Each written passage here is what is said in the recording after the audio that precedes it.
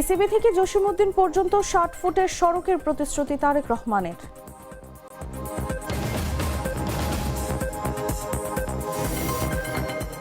নির্বাচিত হলে নাহিদ ইসলামকে মন্ত্রী করার ঘোষণা জামায়াত আমিরের। যৌবন দীপ্ত বাংলাদেশ গড়ে তোলার প্রতিশ্রুতি। ডিপি ওয়ার্ল্ডের সঙ্গে বর্তমান সরকারের আমলে কোনো চুক্তি হচ্ছে না, এনসিটি পরিচালনা।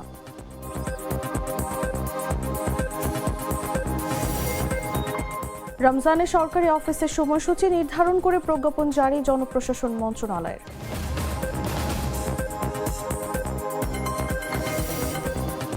এবং নির্বাচনে সংখ্যাগরিষ্ঠতা পাচ্ছে জাপানের ক্ষমতাসীন দল, বিভিন্ন গণমাধ্যমে জরিপ।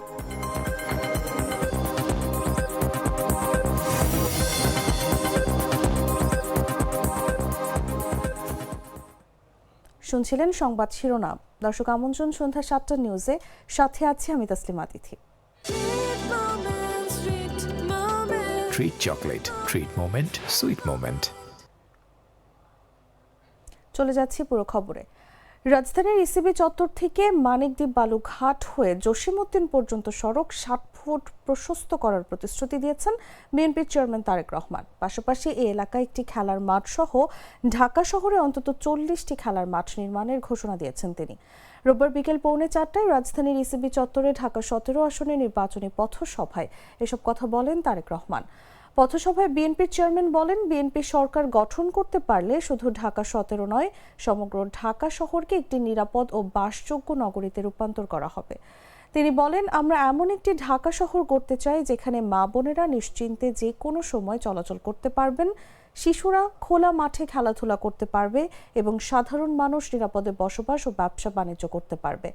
খেলার মাঠের সংকটের কথা উল্লেখ করে তারেক রহমান বলেন, বর্তমানে ঢাকায় শিশু কিশোরদের জন্য পর্যাপ্ত খেলার মাঠ নেই।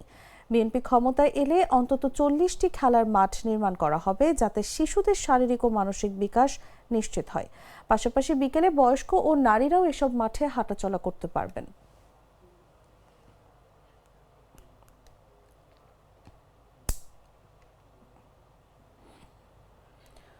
এগারো দলীয় জোট ক্ষমতায় গেলে নাহিদ ইসলামকে মন্ত্রী করা হবে বলে জানিয়েছেন জামায়াতে ইসলামীর আমির ডক্টর শফিকুর রহমান।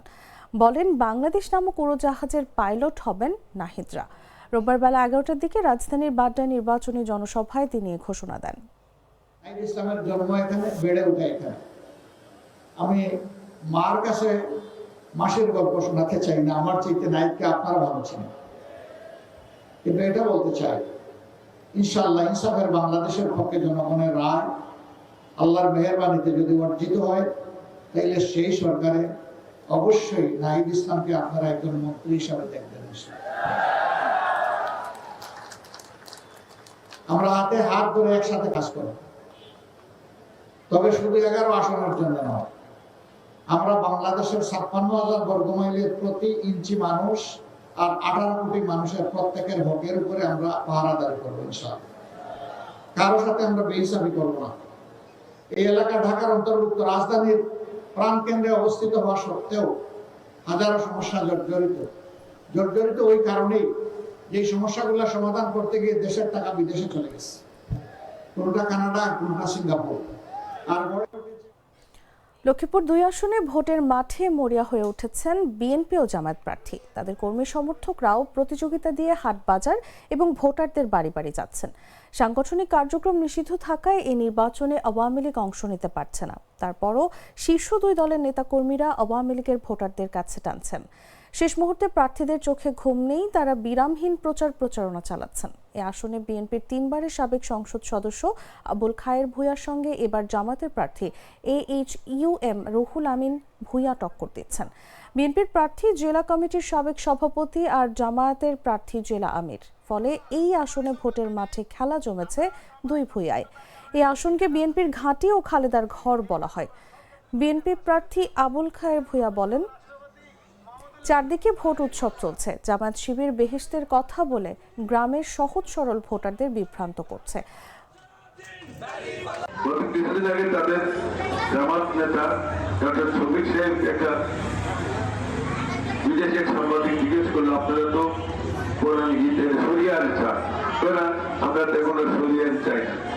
যদি আপনারা নির্বাচিত হবে ছড়িয়ে আইন প্রবর্তন করবেন তখন আমরা তো হিসাব দেয়া করার নাই আছে কোনটা সেটা তো বুঝি না। একজনে বলে যে আপনার রোজার পূজা সমান, এখন রোজার পূজার সমান হয়তো এবার আমরা দেখুন আমাদের সর্বকে 60 কোটি প্রতি রোজা তখন কিন্তু ব্যাংকে পূজা বন্ধ করাচ্ছে এটা কি সমান কেমন বুঝে দিতে। আর বলছে যে আপনার সিগারেটের মধ্যে একটা ছুট টান দিয়ে আপনার প্রাণী পাতা ভোটাল আসলে আমাদের বিশেষ ত্রয়োদশ জাতীয় সংসদ নির্বাচনের আচরণবিধি লঙ্ঘনের অভিযোগের সত্যতা পাওয়ায় লক্ষ্মীপুর ৩ আসনের জামায়াতের প্রার্থী রেজাউল করিমকে সতর্ক করেছে নির্বাচন কমিশন। পুনরায় আচরণবিধি লঙ্ঘন করলে প্রার্থিতা বাতিল হতে পারে বলেও সতর্ক বার্তা দেওয়া হয়। শনিবার রাতে নির্বাচন কমিশন সচিবালয়ের উপসচিব মোহাম্মদ দিদার হোসেন সই করা এক চিঠির মাধ্যমে বিষয়টি নিশ্চিত হওয়া গেছে। ওই চিঠির মাধ্যমে জানা যায়, নির্ধারিত সময়ের আগে নির্বাচনী প্রচারণা চালানো এবং ভোটারকে নগদ অর্থ প্রদান সহ ঘর নির্মাণ করে দেওয়ার আশ্বাসে দাঁড়িপাল্লা প্রতীকে ভোট চাওয়ার সত্যতা পাওয়ায় রেজাউলকে কঠোরভাবে সতর্ক করা হয়েছে। এ বিষয়ে জানতে লক্ষ্মীপুর জেলা প্রশাসক ও জেলা রিটার্নিং কর্মকর্তা এস.এম. মেহেদী হাসান এবং সহকারী রিটার্নিং কর্মকর্তা ও সদর উপজেলা নির্বাহী কর্মকর্তা ক্যাথওয়াই প্রো মার্মাকে একাধিকবার কল করলেও তারা রিসিভ করেননি। এই দলকেই তো নিষিদ্ধ করে খুনি শেখ হাসিনা প্রমাণ দিয়ে গেছে বাংলাদেশের সবচেয়ে তার বিরুদ্ধে রাজপথে ভূমিকা পালন করেছে নিরলসভাবে যেই দল, সেই দল হচ্ছে বাংলাদেশ জামাত ইসলামী এবং ইসলামী ছাত্র শিবির। আমরা গতকালকে সংবাদ সম্মেলন করে বলেছি, অসংখ্য অস্ত্র লক্ষ্মীপুরে ঢুকতেছে, এটাকে বন্ধ করতে হবে নাকি বলেন? আমরা গতকালকেও বলেছি, আপনারা আমাদের বিরুদ্ধে অভিযোগ করেছেন আমাদের মা বোনেরা নাকি 50,000 বোরকা আমরা বানাইতেছি। আমাদের মা বোনেরা বলছে আমাদের আসলে শত শত বোরকা, হাজার হাজার বোরকা আছে। কি ঠিক আছে না? ওই এক একজনের 4-5টা গুড়ি আছে, আর বানাইবে কি জন্য? এখন যারা বানাইতেছেন তারা জাল ভোটের জন্য বানাইতেছেন কিনা এটা আমরা জানতে চাই।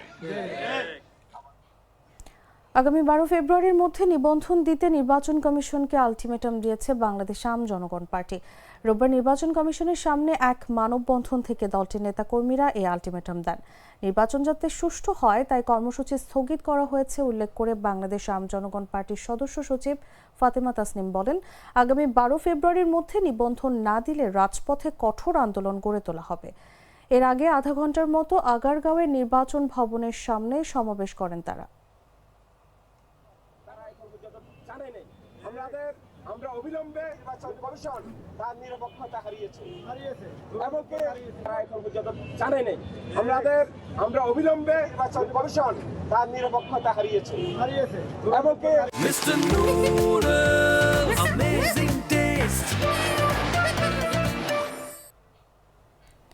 চট্টগ্রাম বন্দরের নিউ মোরিং কন্টেইনার টার্মিনাল পরিচালনা নিয়ে সংযুক্ত আরব আমিরাত ভিত্তিক প্রতিষ্ঠান ডিপি ওয়ার্ল্ডের সঙ্গে বর্তমান সরকারের আমলে কোনো চুক্তি হচ্ছে না বলে জানিয়েছেন পাবলিক প্রাইভেট পার্টনারশিপ কর্তৃপক্ষের প্রধান নির্বাহী কর্মকর্তা চৌধুরী আশিক মাহমুদ বিন হারুন। রোববার বিকেলে রাজধানী বেইলি রোডে ফরেন সার্ভিস একাডেমিতে আয়োজিত এক সংবাদ ব্রিফিংয়ে তিনি কথা বলেন। ব্রিফিংয়ে পিপিপি প্রধান নির্বাহী কর্মকর্তা জানান, নিউ মোরিং টার্মিনাল নিয়ে সরকার টু সরকার কাঠামোর আওতায় আলোচনা শুরু হয়। এক্ষেত্রে বাংলাদেশ সরকারের পক্ষ থেকে চট্টগ্রাম বন্দর কর্তৃপক্ষ এবং অপরপক্ষের রাষ্ট্রীয় মালিকানাধীন প্রতিষ্ঠান ডিপি ওয়ার্ল্ডের মধ্যে একটি প্রকল্প ভিত্তিক পাবলিক প্রাইভেট পার্টনারশিপ উদ্যোগ নিয়ে আলোচনা চলছে।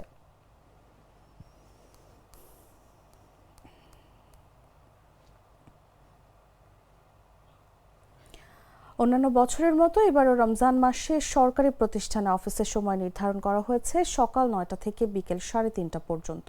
রোববার হিজরি 1447 সালের পবিত্র রমজান মাসে সেহরি ও ইফতারের সময় বিবেচনায় সব সরকারি, আধা সরকারি, স্বায়ত্তশাসিত ও আধা স্বায়ত্তশাসিত প্রতিষ্ঠানের জন্য অফিস সময়সূচি নির্ধারণ করে প্রজ্ঞাপন জারি করেছে জনপ্রশাসন মন্ত্রণালয়।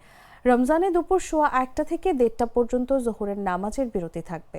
সাপ্তাহিক ছুটি থাকবে যথারীতি শুক্র ও শনিবার। চাঁদ দেখা সাপেক্ষে আগামী 19 ফেব্রুয়ারি থেকে মুসলমানদের সিয়াম সাধনার মাস রমজান শুরু হবে। বর্তমানে অফিস সময় সকাল 9টা থেকে বিকেল 5টা পর্যন্ত। ব্যাংক, বিমা, আর্থিক প্রতিষ্ঠান, ডাক, রেলওয়ে, হাসপাতাল ও রাষ্ট্রায়ত্ত শিল্প প্রতিষ্ঠান, কলকারখানা এবং অন্যান্য জরুরি সেবাদানকারী প্রতিষ্ঠান নিজস্ব আইন বা বিধি অনুযায়ী জনস্বার্থ বিবেচনা করে সময়সূচি নির্ধারণ ও অনুসরণ করবে।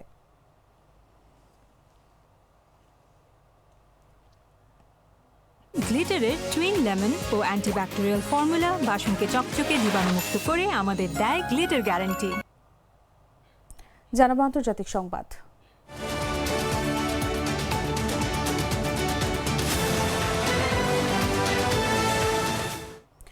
জাপানের পার্লামেন্ট নির্বাচনে সংখ্যাগরিষ্ঠতা পাচ্ছে দেশটির ক্ষমতাসীন দল। বিভিন্ন গণমাধ্যমের জরিপে এ তথ্য উঠে এসেছে। এসব জরিপ বলছে রোববারের এই আগাম নির্বাচনে প্রধানমন্ত্রী সানায়ে তাকাইচির নেতৃত্বাধীন রক্ষণশীল জোট বড় ধরনের জয় পেতে যাচ্ছে। জাতীয় সম্প্রচারক এনএইচকে জরিপ শেষ হওয়ার সঙ্গে সঙ্গে জানিয়েছে যে তাকাইচির লিবারেল ডেমোক্রেটিক পার্টি 465 সদস্যের নিম্নকক্ষের মধ্যে 274 থেকে 328 আসনে জয়ের সম্ভাবনা রয়েছে। এনএইচকে জানিয়েছে ক্ষমতাসীন দল তাদের জোটের অংশীদার জাপান ইনোভেশন পার্টি সহ 302 থেকে 366 আসন জয়ের সম্ভাবনা রয়েছে। 310 বা তার বেশি আসনে জয়ী হলে তাকাইচির পরামর্শদাতা প্রয়াত প্রাক্তন প্রধানমন্ত্রী শিনজো আবের অধীনে 2017 সালের নির্বাচনের পর প্রথমবারের মতো এই দল 2/3 সংখ্যাগরিষ্ঠতা পাবে। ভোটের মাধ্যমে নতুন ম্যান্ডেট নিয়ে প্রতিরক্ষা ব্যয় বৃদ্ধি ও কঠোর অভিবাসন নীতি সহ উচ্চাকাঙ্ক্ষী কর্মসূচি বাস্তবায়ন করতে চান তাকাইচি।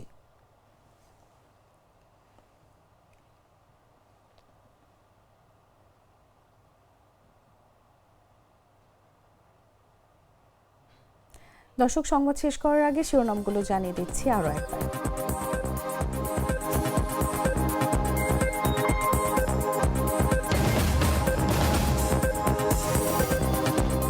ইসিবি থেকে জসিমউদ্দিন পর্যন্ত 60 ফুটের সড়কের প্রতিশ্রুতি তারেক রহমানের।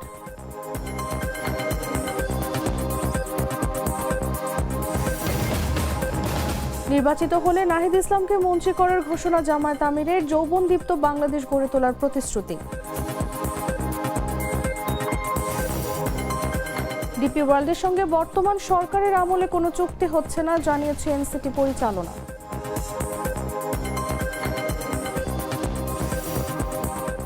রমজানের সরকারি অফিসের সময়সূচি নির্ধারণ করে প্রজ্ঞাপন জারি, জনপ্রশাসন মন্ত্রণালয়।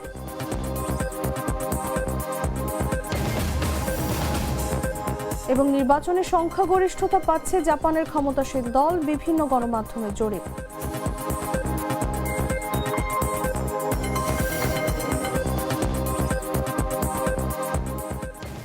দর্শক, এই ছিল এখনকার মতো। প্রতি মুহূর্তে সর্বশেষ খবর জানতে ভিজিট করুন jagonews24.com। ফলো করুন আমাদের ভেরিফাইড ফেসবুক পেজ এবং সাবস্ক্রাইব করুন জাগো নিউজের ইউটিউব চ্যানেল। ধন্যবাদ সবাইকে।